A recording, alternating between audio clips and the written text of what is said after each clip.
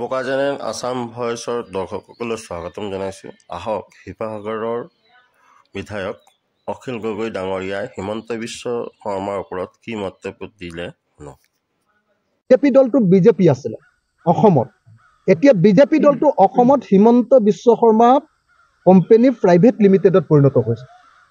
তেওঁ tech over কৰি লৈছে, কোম্পানী যেনেকৈ কিনি লয় নহয় আন এটা কোম্পানীয়ে, তেনেকৈ কংগ্ৰেছৰ পৰা গৈ হিমন্ত বিশ্ব শৰ্মাই গোটেই বিজেপি কোম্পানীটো কিনি পেলালে।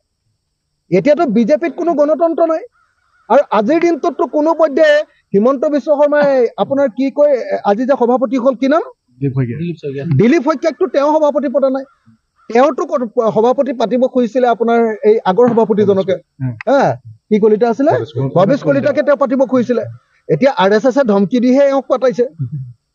এতিয়া সেইটো ক্ৰেডিট ল'বলৈ গ'লে নহ'ব নহয়। হিমন্ত বিশ্ব শৰ্মাৰ কোম্পানীৰ ভিতৰত RSSে আজি অকণমান হস্তক্ষেপ কৰিছে প্ৰথম দিনটোৰ কাৰণে। তাৰ আগতে সদায় চব কাম হিমন্ত বিশ্ব শৰ্মাৰ কোম্পানীৰ চেয়াৰমেন হিচাপে হিমন্ত বিশ্ব শৰ্মাই কৰি থাকে, আৰু CEO হিচাপে পীযুষ হাজৰিকাই কৰি থাকে। কোম্পানীটোৱে মানে গোটেই বিজেপিটো কিনি পেলালে।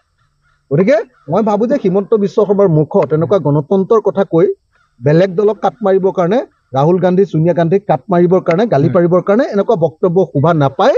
হিমন্ত বিশ্ব শৰ্মা এজন ফেচিবাদী নেতা, তেওঁ এজন সাম্প্ৰদায়িক নেতা, তেওঁ কেতিয়াও গণতন্ত্ৰত বিশ্বাস নকৰে।